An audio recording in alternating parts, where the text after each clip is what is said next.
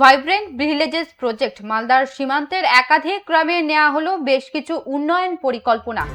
জেলার সীমান্তবর্তী 6টি ব্লকের 29টি সীমান্তবর্তী গ্রামকে ভাইব্রেন্ট ভিলেজ হিসেবে চিহ্নিত করা হয়েছে। সীমান্তের গ্রামগুলিতে সরাসরি গ্রামবাসীদের সঙ্গে আলোচনায় উঠে আসা বিভিন্ন সমস্যার সমাধানের জন্য এই প্রকল্পে কাজ করা হবে।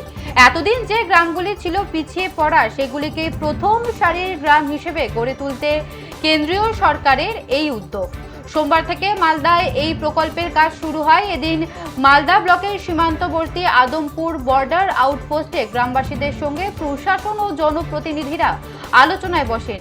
ঠিক হয়েছে, মালদা ব্লকের আদমপুরে মহানন্দায় নদী আরতি, মাধ্যমিক শিক্ষা কেন্দ্র, স্মার্ট ক্লাসরুম, মহামায়া কালী মন্দিরে কালচারাল ব্লক, বাজারের সৌন্দর্যায়ন, বিভিন্ন মন্দিরের সীমানা প্রাচীর, কমিউনিটি হল, স্বাস্থ্য কেন্দ্রের মান উন্নয়ন, সৌর বিদ্যুৎ এবং রাস্তাঘাটের উন্নয়ন প্রভৃতি একাধিক কাজ হবে।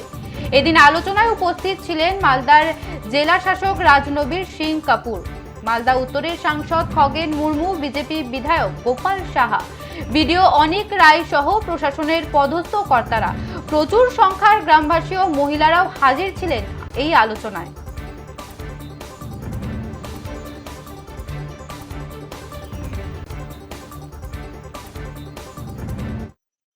সবটা এখানে দরকারগুলো তার হচ্ছে যে এখানে প্রাণবন্ত গ্রাম হিসেবে তৈরি করা।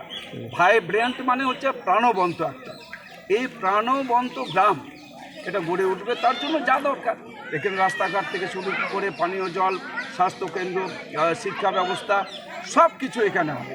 তার কাজটা আজ থেকে আমরা এখানে কিছু ভেবেছি। কিছু এখানে বিডিও সাহেব আছেন আমাদের এই আজকের এই বৈঠকে। বিডিও সাহেবের নেতৃত্বেই হচ্ছে আমাদের এখানকার বিএসএফের পক্ষ থেকে যারা আধিকারিকরা রয়েছে, আমাদের সবারই একটা আলোচনার ভেতর দিয়ে এই উন্নয়নের জন্য যা যা এখানকার নিডস, গ্রামের মানুষ আছেন, মায়েরা বোনেরা সবাই, তাদের সাথে কথা বলেই আমাদের এখানকার উন্নয়নের তার কোনটা হবে সেটা চিহ্নিত হবে।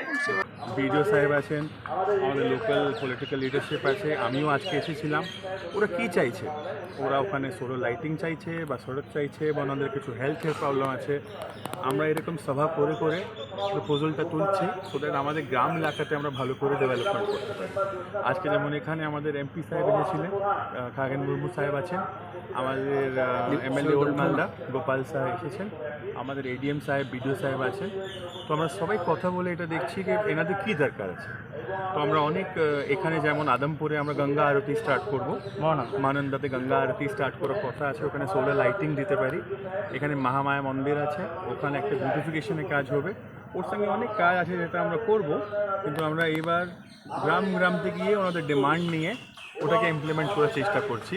তো এটা আমার মনে হয় খুবই সাকসেসফুল থাকবে। অ্যান্ড লোকজনের যে ড্রিম আছে, ওনার যে পরিকল্পনা আছে, ওটাকে আমরা সত্যি করতে পারি।